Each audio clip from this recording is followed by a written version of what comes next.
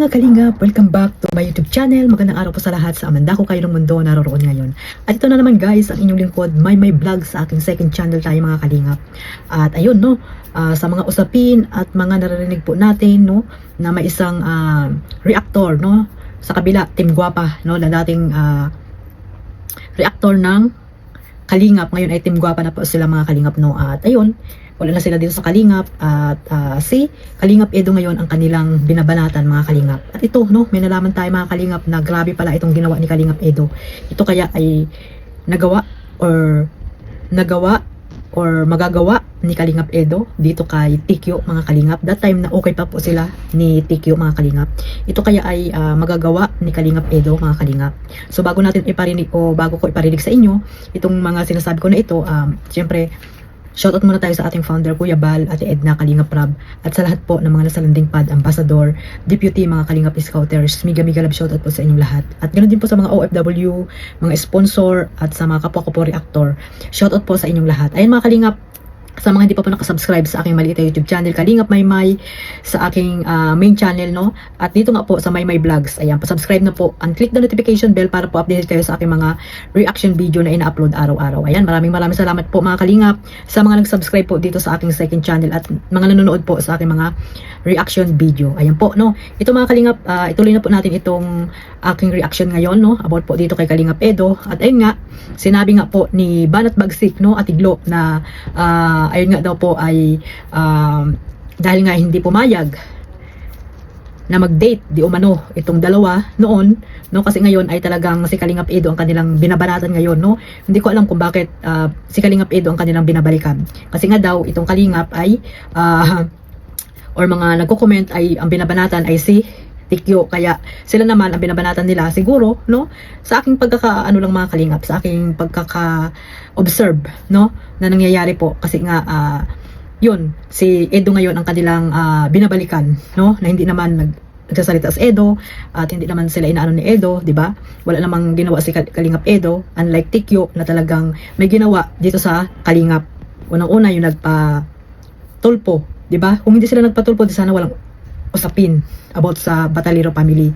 So ayun nga, dahil nga dinidipinsa nila si Tikyo, kaya ang binabalikan nila ay si Kalingap Edo. So hindi natin sila masisisi kasi yun yung content nila, no? Content nila si Kalingap Edo na dapat ay nakapokus sila doon kay Tikyo. Pero ano ang content nila, no? Paninira dito kay Kalingap Edo. So hindi natin alam mga kalingap kung may mga ebidensya sila or mga video sila sa kanilang mga sinasabi about kay Kalingap Edo. At may narinig pa ako mga kalingap na hindi daw nila ilalabas sa social media yung mga ebidensya laban kay Kalingap Edo. Pag nakasuhan daw po sa kanila ilalabas. So tingnan natin no, tingnan natin kung ano yung mga video na ilalabas nila no, laban kay Kalingap Edo. Kung ano mga video yung mga kalingap. Nagtataka ako, nandoon ba sila sa diet? Sino ang nag-video dun sa dalawa? If ever man nangyari yon, di ba? Meron palang multo na nagbibideo sa likod na hindi nila alam. May CCTV pala lagi. Ang IDSAY the time na kung lagi silang magkasama. Ayun nga, ang usapin ay about sa gustong makipag-date ni Kalingap Edo, ayaw daw pumayag ni Tikyo. So ngayon umuulan, binaba daw mga kalingap si Tikyo ni Kalingap Edo at pinalakad pa uwi. Kayo mga kalingap, mga supporters ni Kalingap Edo, naniniwala ba kayong magagawa ni Kalingap Edo yan? Nakakatawa diba mga kalingap? Pero ito mga kalingap, pakinggan natin ito kung totoo nga ba itong sinasabi ko no, na laban dito kay Kalingap Edo, para meron tayong resibo na katunayan na yun ang sinabi po ni Ate Banat Bagsik. Ayan, ito mga kalingap. Saan ba to? Dahil gusto nga niya makipag-date, ano ang ginawa niya? Dito kay Beyonce, ipinababa sa sasakyan at hindi hinatid sa bahay nila. Umuwi si Beyonce sa bahay nila, basang-basak ng ulan at hating gabi dahil hindi tinuloy paghatid, pinababa sa alanganin na lugar. Tama. Grabe naman yun. Grabe naman Kalingap Edo kung totoo. Totoo kaya ito mga kalingap? Nag-date na ba sila or hindi pa nakapag-date? Hating gabi? Papayag ba ang magulang ni Beyonce if ever na ganun ang nangyari? Di sana pinatawag na si Kalingap Rab, di ba? Or si Kalingap Edo, bakit wala naman silang ginawa? Ngayon, ang daming lumalabas na mga ganitong usapin. Kahit tayo walang alam sa mga ganitong usapin.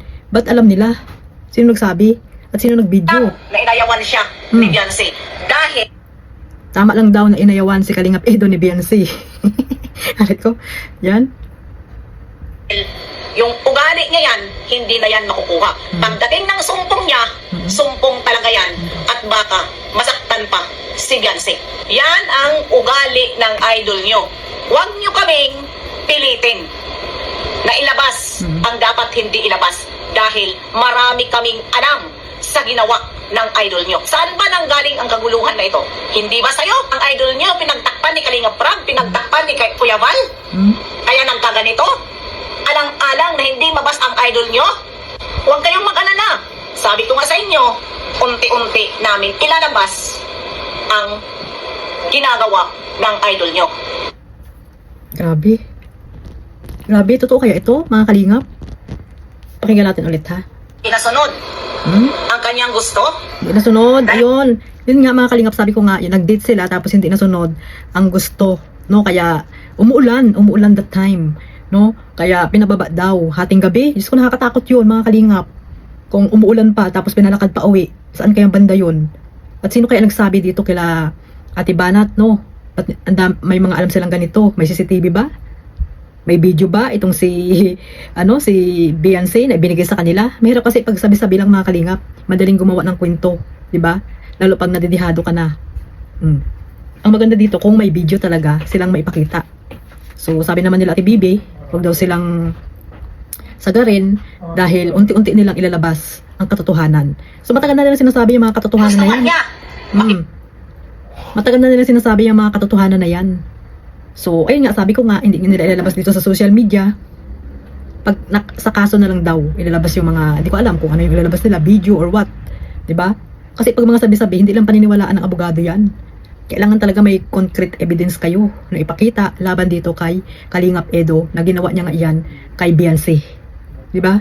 At saka, anong doon? Anong problema doon, mga Kalingap? Kasi, ano lang naman nilang dalawa yan. Usapan nilang dalawa yan. Halimbawa, kung mag-girlfriend, boyfriend man sila, di ba? Wala tayong pakaalam doon kung ano yung nangyari sa kanila before. Di ba? Yung mga manyak na sinasabi, kung ano man yung mga video na yan, ilabas. Eh, paano kung walang mailabas? Puro salita lang. Di ba? Pag mga salita ba, mga Kalingap, halimbawa, yung gumagawa ka lang ng kwento, papaniwalaan ba yan ng abogado? Wala silang concrete evidence. Dapat may talagang may mga ebidensya sila, di ba? Yan ang pagkakaalam ko.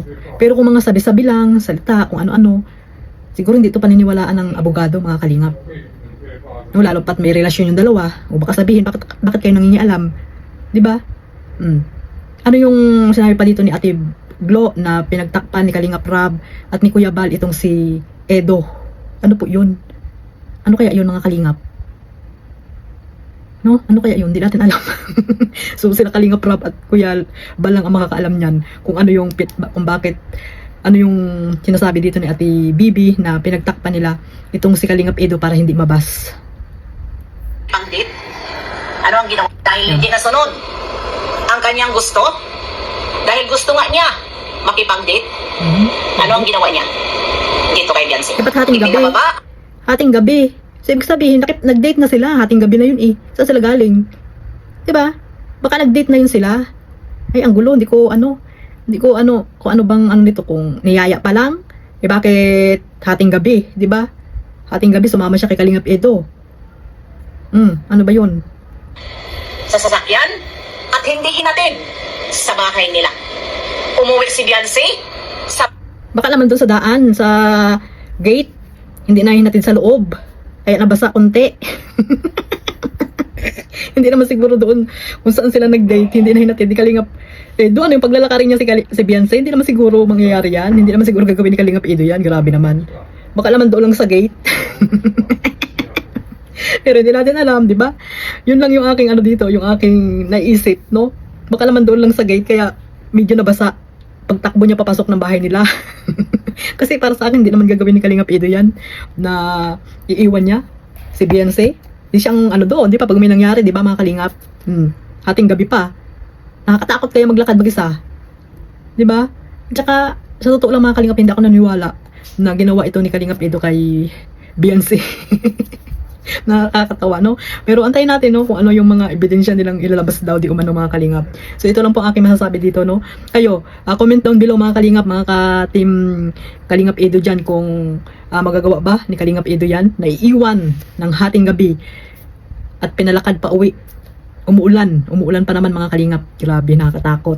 Magagawa kaya ito ni Kalingap Edo? Yan, comment down below po kayo mga kalingap, no?